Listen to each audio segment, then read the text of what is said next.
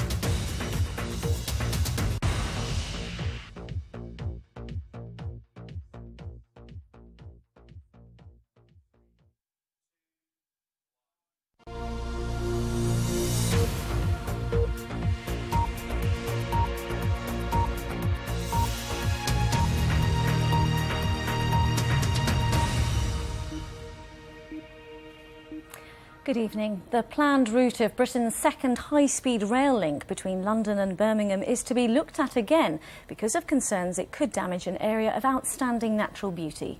The government is set to announce a new study into whether to build an extra tunnel through countryside north of London, costing around £500 million. It means a final decision on whether the whole project should go ahead will be delayed. Our political correspondent, Ben Gagan, reports. This is what the journey between London and Birmingham could be like in the future. A train travelling at up to 250 miles an hour, the journey time cut to less than 50 minutes. The plans for HS2 are controversial because part of the route passes through some prime countryside. Some people are opposed because of the cost, which is likely to be around £33 billion. But its backers say it'll bring huge economic benefits. The fact that the government is now tinkering with the line shows a clear commitment to the project. High-speed rail is going to support the creation of hundreds of thousands of jobs in the north and the Midlands. It's going to really help it rebalance our regional economies, and it's going to provide the UK with the rail capacity it so badly needs. The HS2 route connects London to Birmingham. Today it emerged that the government is considering changing part of the route around the town of Amersham.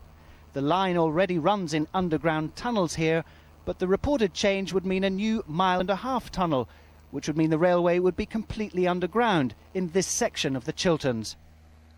The proposed route will cut through some pretty spectacular scenery, including this part of the Chiltern Hills in Buckinghamshire. It'll also go through the constituencies of several Conservative MPs. So by building an extra bit of tunnel, the government may be hoping that it can bury a political problem. The government has been facing a rebellion from some of its MPs over the plans for HS2.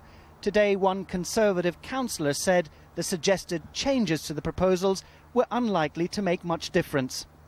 And we really need to know where this 500 million has actually come from and who's going to suffer potentially as a result of it.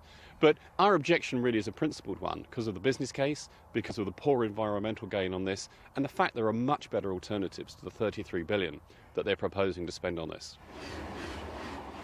The government is delaying its planned announcement on HS2 until the beginning of next year. If it decides to go ahead with the proposals, then the rail line is unlikely to be completed for another 15 years. Ben Gagan, BBC.